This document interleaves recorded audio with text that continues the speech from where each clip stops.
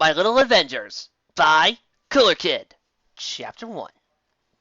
Celestia's sun was just breaching the horizon as Macintosh Apple, or more commonly known as Big Macintosh or Big Mac, current head of the Apple family and owner of Sweet Battle Acres, awoke from a peaceful night's sleep. The bright red earth pony gave a loud yawn as he heaved his enormous frame upright, the bed springs creaking beneath him. He had the bed made special by his friend in town, feathered down to accommodate his unusual size, but it still complained whenever he moved suddenly. Big Macintosh went about his morning routine, as he did every morning. He went into the bathroom, splashed some water on his face to chase away the last of his sleep, brushed his teeth quickly and efficiently, his toes gripping the toothbrush with a sturdy more than a practice. He re-entered the room and gave the mane of his sparring pants doll a quick brushing, a relatively new addition to his routine. He donned his usual horse collar and turned to leave the room, only came to face with his calendar. His calendar had a great many marks on it with red ink, marking the days of importance of running to the farm. The end of apple buck season was always busy. This month of the calendar was particularly covered in ink, but today's date, right near the very bottom of the calendar, was different, because instead of the usual detailed note, it was bare but for the words, "The Day," written upon it and circled. It always managed to sneak up upon him, Big Macintosh thought. What was the craziness of apple buck season? Trying to harvest all the many trees that grew on Sweet Apple Acres before the change of seasons. He always forget the day.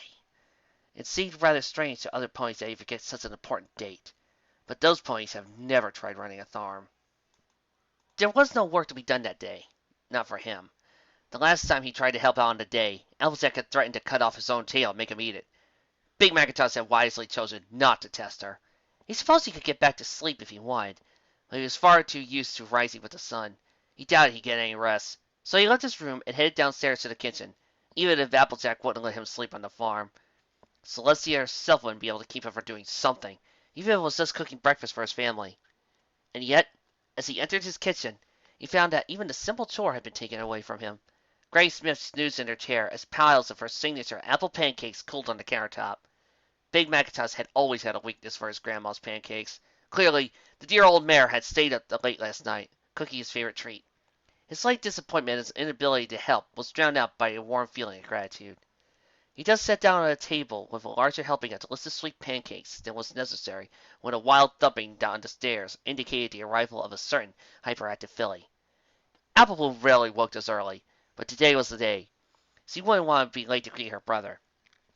Big Macintosh stepped away from his plate and braced himself in time to meet a flying tackle hug from his younger sister. "Happy birthday, big brother!" Apple Bloom cheered happily. Big Macintosh smiled as he carefully returned the filly's hug. "Morning, Bloom," he drawled, setting her down carefully. "Seems Granny Smith made us some pancakes. Want some?" "Do I?" Apple Bloom exclaimed, excitable as always. With a chuckle, Big Macintosh served his younger sister some pancakes as another, much calmer set of host steps on the stairs signaled the arrival of Big Mac's last remaining family mare. "Happy birthday, Big Mac!" Applejack called cheerfully, if a little sleepy as he entered the kitchen. Applejack had always been a heavy sleeper, but she refused to let that stop her from waking on time. Big Macintosh worried about her, sometimes, but ever since the spectacle of last year's apple bug season, she had been taking better care of herself. "So you found the pancakes Granny Smith made for you!" She served herself some. "So, what's the plan?" Big Macintosh thought for a moment. Normally, when he had a rare day off, he liked to find a quiet corner to read. He was actually quite a fan of adventure novels, but opportunities to read were far too few. As appealing as the idea sounded to him, though, he just wouldn't do for today. You had to do something special for your birthday. Otherwise, it was just another day. "I think I'll go hiking," he said finally. "I haven't been up in them mountains in years." "The mountains?" Applejack looked distinctly uncomfortable. "I don't know, Mike. It could get pretty dangerous out there. The girls and I saw a hydra up there once. Well, ran from a hydra. Same thing. Not to mention there used to be a dragon up there. Who knows what could have been out there after I left?" Big Macintosh gave her sister a rare smile. "When did you become the reasonable one?" Seeing Applejack's annoyed face, he gave her a quick nuzzle. "Oh, don't worry none, sis. I'll be fine. I can take care of myself." Applejack just sighed. "I know. I'll just worry, that's all. You know wouldn't get by without—" Curse! Big Mac and Applejack both turned the corner to see Apple Bloom, covered in pancakes. Apparently, she tried to reach the plate on the corner for second helpings, only to result in a broken plate and a new pancake coat. "A pancake!" she said sheepishly. Applejack rolled her eyes. You just finish your breakfast and get ready for that hack of yours, Mike. I'll take care of this. Yup, Big McIntosh replied, mildly relieved not to have to deal with the sticky filly. You be careful now, you hear? Applejack said as he helped secure Big Mac's saddlebags. Yup, don't worry. I'll be back before Pinkie's birthday party, the large stallion promised, giving his sister an affectionate nuzzle. You look after Applebloom and Graysmith.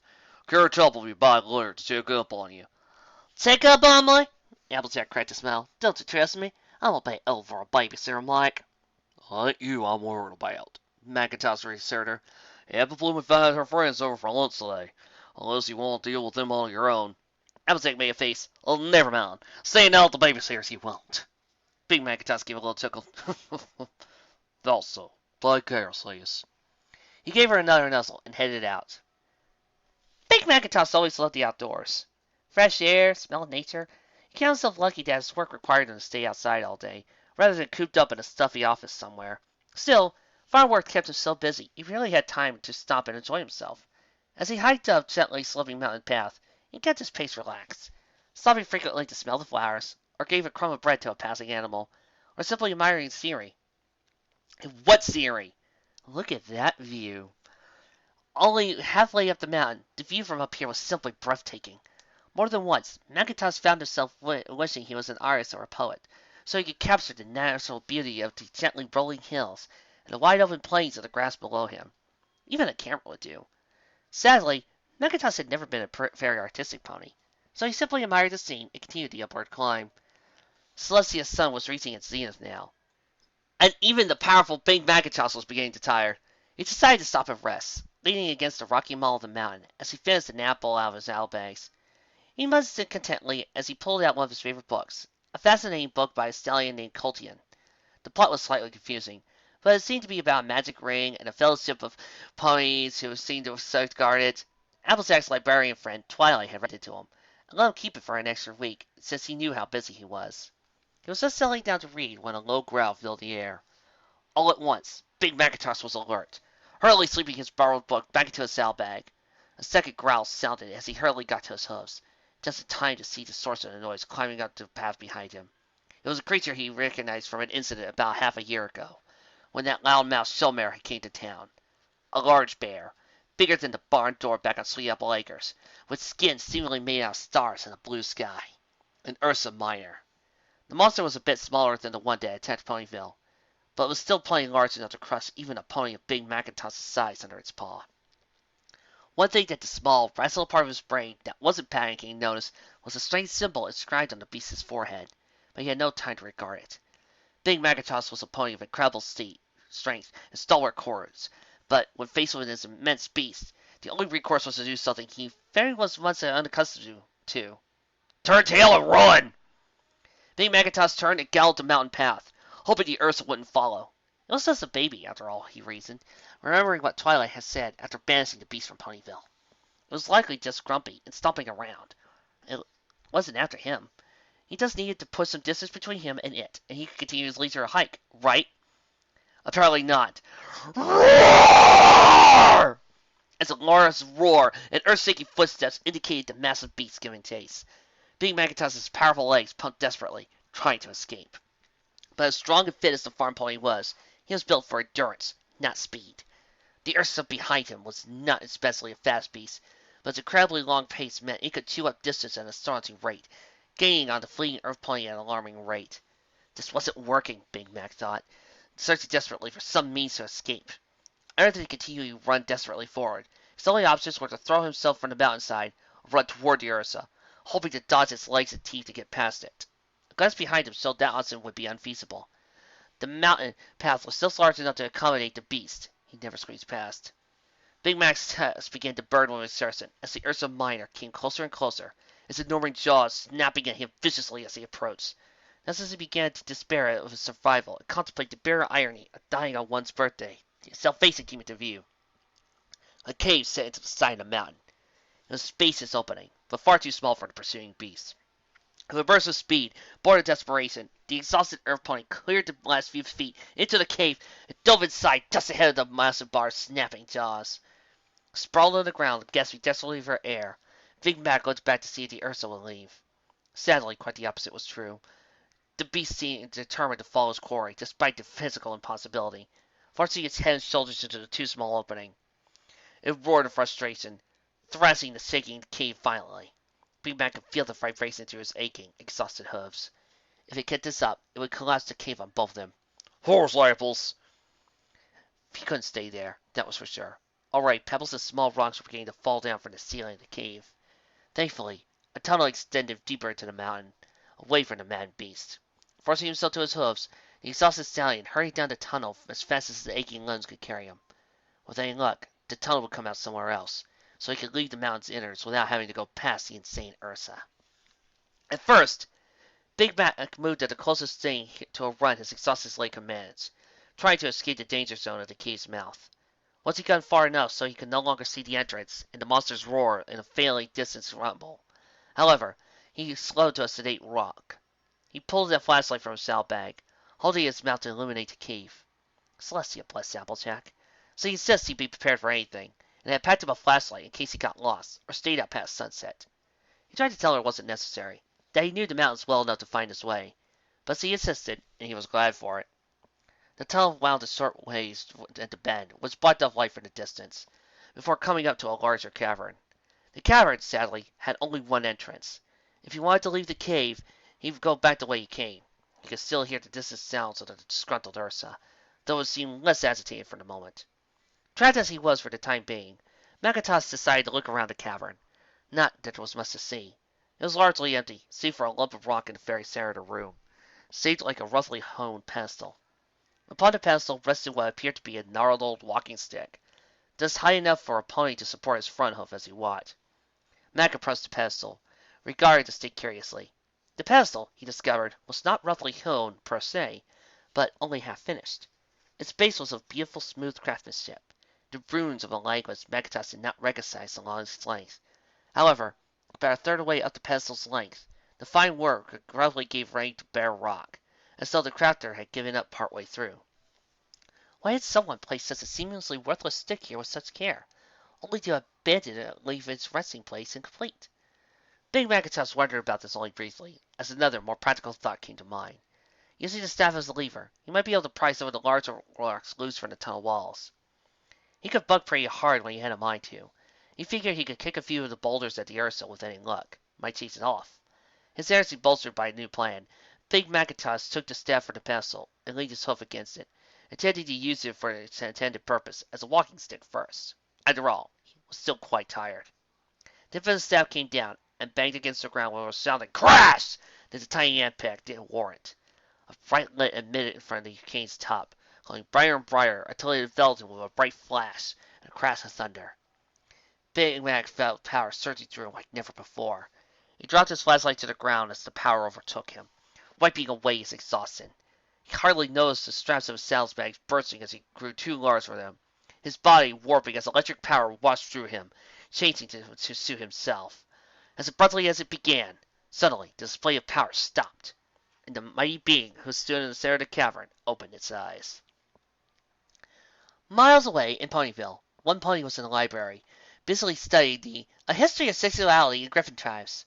Twilight found the subject endlessly engrossing and rather enlightening. It actually went some way towards explaining the highly defensive behavior of Dass's friend, maybe that former friend, Gilda during her visit to Ponyville. However, she was distracted from her studies as she suddenly detected a massive surge of magic, so powerful it almost felt like a physical blow to her horn. The shock of it knocked her to the floor, causing her to drop her book. Her book was swiftly forgotten, however, as she quickly called to her faithful assistant. "Spike!" she called out. "Get my book on advanced spellcraft and magical phenomena! Then get some paper and quill! We need to send the princess a letter!" Pinkie Pie merrily hummed her cupcake song as she withdrew a fresh batch of titular treats from the oven. She took them from the counter to apply some icing, her mind wandering as it often did. At the moment, she was wondering what clouds were made of. They just felt wet and cold when she passed through them on a roller coaster, but Rainbow Dash slept them all the time, and they said they were comfy and warm. How could something be warm and dry and cold and wet at the same time? Was it magic? Was it some kind of trick? Did Pegasus winds turn clouds warm somehow? Maybe it was like baking, turning a wet and sticky batter into delicious treats. Oh, maybe clouds were made of pastries. Suddenly, a powerful shudder ran up her spine.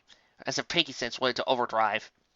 Her entire body shook with the force of a sensation, her spine twisting like a pretzel before she spun around in a circle like a miniature pink tornado. Finally, she plopped down on the ground, spinning her legs dizzy. Pinkie shook her head, trying to clear it. That was different. She hadn't felt Pinkie sense like that since. That's not good, she whispered. She looked at the cupcakes on the counter that had miraculously survived her seizure, but the colorful confections no longer appealed to her. She just wasn't hungry anymore. Princess Celestia was in a terribly boring meeting about the ways of weather ponies and the Hovington when she felt it. A wave of magic, stronger than anything any pony other than herself or her sister could manage. But this wasn't her sister's magic. That much she could tell. This magic was new. No. This fic was made in 2012. Alcorn Twilight wouldn't come for another year.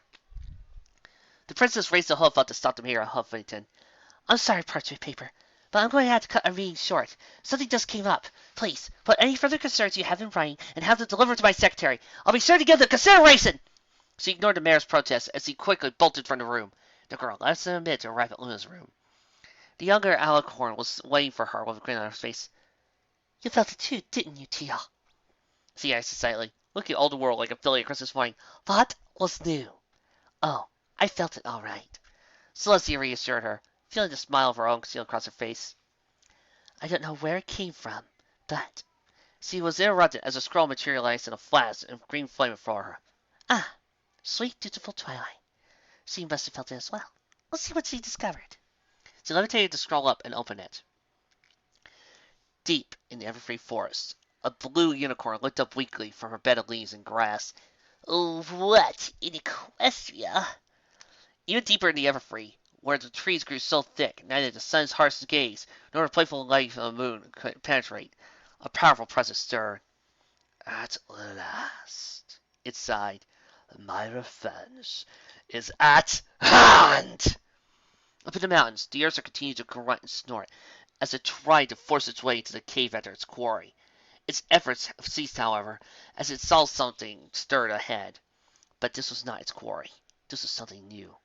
It was coming towards the monster very fast. A powerful voice rang out, echoing across the mountains. Begone, foul beast! The figure roared, moments before something very hard and heavy impacted the horse's men and sent it sprawling, instantly unconscious. Floating triumphantly in the air above the grease was a glorious alicorn, larger in stature than even Princess Celestia, if only by a few inches. His coat was a deep blue, with silver highlights along his side. His mane flowed like spun gold and crackled with electric power. His flank was covered with large storm cloud cutie mark, bisected by a single golden lightning bolt. His wings stretched out several feet to either side, and his horn was nearly a foot long itself. To his right forehoof, an ornate hammer with an intricately carved stone ahead was bound with thick twine, allowing him to swing it with ease. The majestic alicorn looked down at the beast that he had felled, taking note of the strange rune inscribed to its forehead. The symbol looked like a stylized snake, twisted in an odd shape almost like the letter S. This sight was extremely familiar to him. If only he could be familiar. The alicorn's brow furrowed in frustration. What was wrong with him? His memories were all fuzzy. He couldn't remember. He couldn't... Wait. Who was he? Big Mac blinked as his mind resurfaced, taking over from the instinctual personality that had gripped his mind. His neck craned as he looked over his new body in wide-eyed surprise. He took in his wings, coat, mane, his new cutie mark. He raised the hoof to his forehead, and feel along the horn now protruding from it. Finally, in his own voice, he spoke the words that he felt like could convey his feelings. What the hi? And now, to say something I've been dying to say for a while. Princess Big Mac! Chapter 2. Flying! Flying was fun. Big Macintosh pulled a lazy loop-de-loop, enjoying the feeling of freedom. Wind in his mane. He finally understood why Pegasus loved flying so much. His wings were undoubtedly the best part of his new body. New body. That was a worry. Macintosh leveled out, frowning as he slowly glided down the mountain towards Ponyville. As fun as his form was, he was an earth pony. He didn't want to be an alicorn forever. What if ponies started worshipping him like the princesses? Oh no. What if the princesses found out and got angry that another pony was pretending to be an alicorn? No. He needed to change back. Big Macintosh stopped flying, hovering in pace as his brow furrowed, reaching into his new memories. That was an oddity of this body. It seemed to complete with some memories of whoever the original mind within it had been. The memories were still fuzzy, and there were many things Big Macintosh couldn't remember, like his form's name. Wherever he had been, though, he loved to fly. That was one of the first memories Macintosh ever recovered. He used these memories now to look for knowledge on the hammer that was tied to his hoof. He was certain that the hammer was the key. It was fairly certain that the staff had changed him as he had changed to this hammer, and if it was the catalyst of his transformation, it only made sense that it held the key to refer to his old self. Indeed, his new memories on the hammer seemed very clear. It had been very important to his body. It had a name. He couldn't remember it clearly, and much of his power was derived from it. He was stronger in body and in flight than even the princesses, claimed his memories thanks to the hammer. His magic was weak, though. This form had little interest in the delicate art of sorcery. Aha! Big Mac recovered a memory of tapping the hammer against the ground to take on a mortal form. That was how the staff began to change in the first place, wasn't it? So, just repeat the process. That made sense. With the worry off his chest, Big Mac resumed his flight, slipping down toward the ground. His wings pumped powerfully, the gentle currents of Pegasus magic surging around him, shaping the air to provide lift and guide him. Most Pegasi didn't have such fine control of their inherent magic, his memories told him.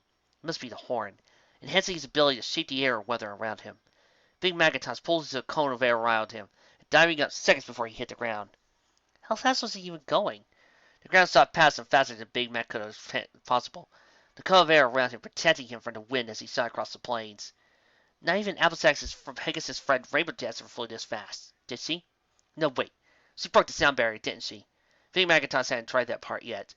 She wanted to rest the sonic boom, alerting the others to his presence. Big Macintosh looked up suddenly and swore. The sun was drifting swiftly towards the horizon. Pinkie's party was less than an hour. It was hours for Ponyville. How in Equestria could he get back in time? Oh, right. Wings. Big Macintosh went from blue alicorn floating into the air above the plains to a blue streak, moving faster than the eye could track. None of the Pegasus weather team would be out this late in the day, so he had little worry about being seen. He landed just outside Sweet Apple Acres, looking around carefully to ensure he hadn't been seen. Coming low, and at that speed, it was unlikely that any pony could see him. Once he was satisfied the coast was clear, he gave the ground a firm tap with the hammer. There was a bright flash, and a crash of thunder, and the old walking stick clattered to the ground at Big Mac's hoofs. Big Mac checked his flank, and let out a breath he realized he was holding. His throat was red again. His own key mark had reappeared, and his wings were gone. He checked his forehead. The horn had vanished as well. He felt strangely tired, but after a moment of contemplation, Big Macintosh decided he had just gotten used to the sense of power that being an alicorn provided. Big Macintosh galloped to the house, checking for an Applejack and Apple Bloom, but all he found was the nappy Granny Smith and a note from Applejack on the table. She had taken Apple Bloom and friends into town early, so she could help Pinkie prepare the food. Taking care not to wake his sleeping grandmother, Macintosh went up to his room and hid the staff under his bed, where it wouldn't be disturbed. Then he galloped out the door toward the town. A little too keen on the idea of a party, but his sister had insisted. "Well, it ain't healthy to stay on the farm all the time," she said. "You all need to go out and talk to some ponies sometimes. Honestly, Koolerkid, you're as bad as Twilight." Frankly, Big Macintosh would rather face another Ursa than anger his sister. Big Macintosh finally arrived at Secret Cube Corner, only slightly out of breath, and a few minutes late. No sooner had he opened the door, however, than the professional party pony had seemingly materialized in front of him with a huge grin. "You're here!" she squealed excitedly. "We're all super duper worried that you weren't coming, or you got lost, or eaten, or hurt, or fell into some interdimensional wormhole or something while you were out on your hike. But now that you're here, you must be fine!" Pinkie was bouncing excitedly the whole time she was talking, but when she finished, she suddenly stopped and looked at him unexpectedly, as if waiting for him to say something. Yup," Big Macintosh finally offered. Being around a pony as excitable as Pinkie tended to reduce his vocabulary to simple replies, as if in self-defense against her battling insanity. "Great!" Pinkie said beaming. "Ooh!" She zipped away suddenly as he seemed to disappear, only to reappear moments later while her tray of cupcakes bounced impulsively on her ridiculously curly hair. "Have a cupcake! I mean, the special here! The super special Big Mac printing muffins!" Each muffin had Big Macintosh's cutie mark painted on the frosting. "I need them with apples and cinnamon and brown sugar, because I know you like it better than normal sugar, but only a little frosting because I know you don't like frosting because it needs a little frosting. Otherwise, it's not really a cookie. And anyway, I need it for your cutie mark on it, so I'm so cute!" She shoved the plate closer to Big Mac's face, not wanting to insult his host. He cracked in his mouth and took a big bite. It was actually pretty good. "Well," Pinkie asked, smelling up excitedly, "do you like it?" Big Mac finished the cupcake and licked his lips. Yep. Thanks, Pinkie. Pinkie cheered, living up into the air of happiness. Somehow, the train of cupcakes did not fall over as she landed. I'm gonna tell everybody that you're here! She zoomed away again, at top Pinkie's speed, leaving Macintosh shaking his head and bemused at the pink parties his pony energy. Where did she get it all from? Bike Mike! Came a familiar yell. The farm pony barely had time to brace himself before Apple Bloom tackled him, tugging him. We were so worried! She blinked. As she realized what she said, she let go. Oh, my Applejack was worried. I wasn't worried at all. Well, I was, Applejack said, coming up from behind Apple Bloom. She was trying to look angry at him, but couldn't keep the smile off her face. Well, I have to tell you, mister, I'm gonna be back before Pinkie Pie's party! Big Macintosh chuckled, gave his sister a hug. She reluctantly and hung him back, grinning. Sorry, AJ. Guess I just lost track of time. Pinkie Pie was just coming back with more treats as Big Mac spoke, and her eyes narrowed as her right ear twitched suddenly. She looked at Big Macintosh strangely. Itchy right ear meant somebody was lying. But why would Big Mac lie? Unless she guessed lie.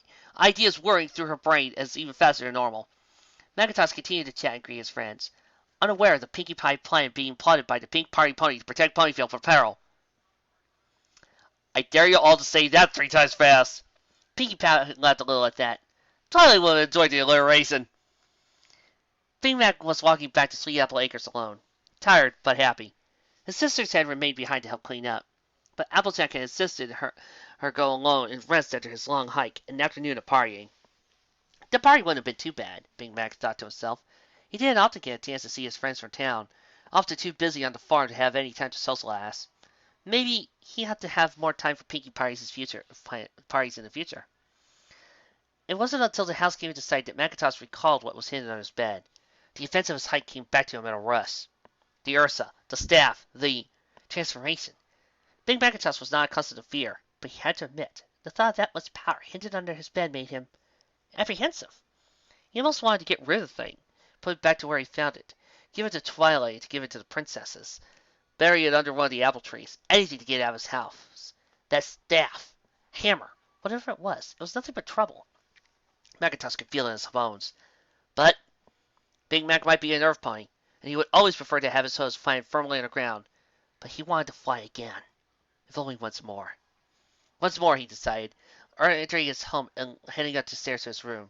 He transferred one more time. He had a quick flight around the forest, then he get to stab to Twilight. She could be trusted. She was really smart, and she would know what to do with it. And if she didn't, she could ask the princesses. Macintosh entered the room, reached under the bed, and pulled the staff from his hiding place.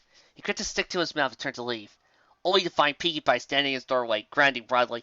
I knew it! She cheered. My Pinkie sense is never wrong! Before Big Mac could ask what in tarnation she was doing in his room, she reached out a hoof and poked his nose. You're it!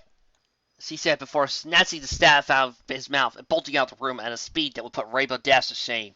Startled and angry, Big Mac took off after her. Pinkie dashed down the stairs and out of the house, Big Mac galloping after her.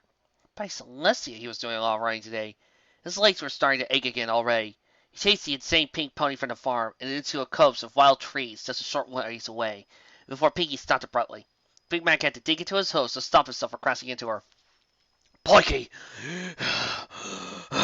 What? Law! Hi! Big Mac tried to guess out. Pinkie turned to warn him. The staff dropping to grab beside her. Oh, yes, I'm so sorry, Big Mac! I didn't realize you were so tired. I'm sorry I followed you home and broke into your house until you suffered and ate the last of your pancakes. You what? But it's really important that I talk to you when no plane can listen in. She paused for a moment. And I was hungry. Big Macintosh stared at her. She seemed usually serious, for Pinkie at least. So talk, he said finally. What was so important you had to steal from me? I'm glad you asked, Pinkie said, suddenly cheerful. But first, you get the hammer to do any neat tricks yet? She put the staff on a hoof, leaving little doubt as to what she was talking about. Big Mac blinked. You know what turns into a hammer? Well, duh! Why else would anybody steal a boring old stick? Besides, I knew you got to do something. I can feel it all the way from Ponyville, and I'm not even a unicorn. But I do have my Pinkie sense, so I guess that's kind of cheating. But my Pinkie sense would have gone off if you hadn't done anything. Big Mac licked his lips nervously. How much should he tell her? She seemed to know an awful lot about the staff, hammer, thing. After a moment's consideration, he decided on honesty. "It turned me into an acorn," he said finally. "Even bigger than the princess." Pinkie asked, looking excited. That's perfect! That'll make this so much easier to explain. Here! So he kicked the staff over there. Transform! Action! Big Mac reached down to the staff before pausing. "Wait, what?" Your hands, form! He looked at her broadly grinning, unblinking face before sighing and picking up the staff and rapping against the ground. A bright flash of light engulfed him, accompanied by the loud thunderclap. However, there was much less intense than his last transformation. "That was much less dramatic than the last time I donned this visage." Big Mac spoke before frowning. "Halt! What has happened to my speech?" Oh, it's just residence from your borrowed memories. Don't worry about it, Pinkie said cheerfully. And then there was less boom! This time because you're already one to hammer up. It knows you now, so it doesn't need the answer kapow to bind you to it. Suddenly, she was right in his face, an impressive feat considering he was several times larger than her. Now, look at this! She said, and bumped her head against his. Suddenly, the fuzzy memories that came with his body cleared all at once, drowning Big Mac in images. Alicorns filling the sky, along with a bridge made of rainbows, darling, rainbows. A crystal alicorn with one eye, sitting on a throne. An eight-stomping dog, forging the mighty hammer Mjolnir. A war. A face twisted with anger. The last memory sharpened until he could hear the words of the angry pony as clearly as if he was right there. "Thor! My hated brother, I swear upon my name I will destroy you. I will destroy everything you ever were. I will take your power and position, and I will destroy Father and rule all Asgard. I will be the most powerful unicorn this world has ever seen, and I will strike your name from every record and every memory, so not even your loved ones will mourn your passing. So swears no kingdom magnificent, future king of all Asgard!" Then noise, violence, destruction, and darkness. Big Mac, wake up! Big Macintosh slowly opened his eyes, seeing Pinkie Pie's worried face leaning toward him. She broke into a relieved smile as he walked. I am so super sorry, Big Mac. I still warned you first. Big Mac tried to speak, but his mouth was too dry to do more than croak. He swallowed a few times to try it again. "What was that?" Your memories! Pinkie chirped, already recovered to her normal to herself. Or Thor's memories. But you're Thor now, so they're your memories too. Now, sorry. Big Macintosh shook his head. Who is this Thor?" he asked, noticing he was still speaking his new accent. He was still transformed in. How to explain? Pinkie's face screwed up with that. Oh, I know! I'll start with how Celestia was made. Pinkie? No. I'm serious this time. Well, more serious than usual, at least. Pinkie asserted him. It's not really how Celestia is made, but how it came to be the way it is now. More important, just let your auntie Pinkie Pie explain everything. Okay, Ducky? I am your 6 years old, your elder, Pinkie. Big Mac muttered dryly, but he seated himself, folding his legs beneath himself and preparing to listen. Pinkie assumed what was only to be what he considered a lecturing pose, cleared his throat, and began. A bajillion years ago, way before Princess Celestia and Princess Luna were ever born, there was a world called Asgard, where all the Asgardians lived, and they visited Celestia by following across this really pretty rainbow bridge that connected them. The Asgardians were all alicorns, like the princesses, only there were a lot more of them. And the boss of all the Asgardians was Odin. He could be kind of a Mr. Grumpy McGrumper person sometimes, but he only had one eye, which made it look kind of scary. But he was really strong and wise and super duper smart. He was in the Twilight, and he's the smartest pony I've ever met. Anyway, Odin had a son named Thor, and he was really cool. He was the fastest flyer in all of Asgard, and the dinosaurs made him this super awesome hammer called Mjolnir that made him really strong and let him control the weather better than a whole team of Pinkie. Every pony thought he was really super cool, so they let him control all the weather in Celestia, making him the god of storms like the Princess Celestia is the goddess of the sun, or Princess Luna is the goddess of the moon. I guess they could have called him God of Weather, or God of Storms. That sounds cooler. Don't you think? Anyway, Odin had another son, only this one was adopted, named Loki. And Loki was a real meanie McMeanie pants. He loved playing pranks on ponies. He said his pranks weren't fun. They were mean, and ponies got hurt, and he was the only one who thought they were funny. No pony in Asgard liked him, and even though it was his own fault, Loki got really upset and jealous of his brother, Thor, because of how every pony liked him. Eventually, Loki got so jealous, he just started playing around with some of the meanest pranks ever on Thor, trying to make him look bad so every pony would hate him. He would steal all his power and be every pony's favorite. He was kind of like Luna, I guess, except he never started out nice. He didn't turn into a cute, huggable after 6 awesome minutes that him with magic powers. So, eventually, Loki's pranks got so mean and dangerous that the other alicorns got really mad and tried to punish him with all sorts of things, like snapping his mouth closed or turning him into a tree. But Loki was really good at magic and kept finding a way out. Finally, Loki's played his biggest, meanest prank ever, starting a huge war between the Asgardians and a bunch of evil monsters who lived in Asgard too. The war got so crazy that eventually Odin used his most powerful attack that incidentally caused the end of the world. The world did not end, Pinkie replied dryly, else we will still be here. Pinkie Pie came down from her dramatic two-host stance and frowned slightly at the interruption. Okay, so not the whole world, just Asgard. I don't really get the magic stuff that much. I usually just let Twilight figure that kind of stuff out. But near as I can tell, all of Asgard and all the ponies and monsters got sort of collapsed into Equestria. All that magic got absorbed into ponies, which is where Pegasi and unicorns come from, and why Earth ponies are so strong. And 2 balls of magic sort of got separated from the rest, and became Princess Celestia and Luna. There was a third that became Cadus, but we're not going to talk about that right now. So, I'm not really sure how that worked. She shrugged and frowned. Only 2 things survived the collapse of Asgard. Loki, because he ran away from the war and hid in Equestria, and Thor's mighty hammer, Mjolnir, because it was indestructible.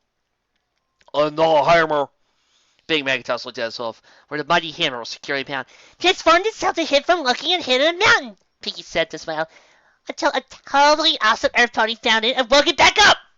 So, Thor. Yep. An ancient god of before the birth of Celestia. That's right. Because I found his hammer, which was disguised as an ancient walking stick. Mm-hmm. Just one question. Yeah? How in the Celestia's name dost thou know this? Big Mac nearly shouted, Thor's accent overriding his own in distress. Oh, I got that started out, didn't I? Pinkie said, looking embarrassed. Sorry. See, I know all about it because Loki is my grandpa. Big Mac blinked, then shook his head clear as to clear it. What did thou say? Well, technically, my great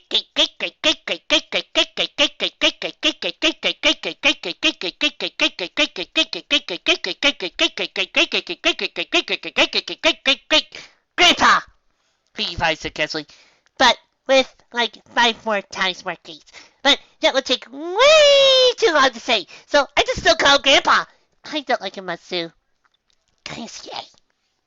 Big Mac was silent for a long time, just staring at Pinkie. Pinkie, for her part, just smiled back. They sat in silence like that for several long moments. Finally, Mac shook his head. No. Pinkie tilted her head and sighed confused. No? No!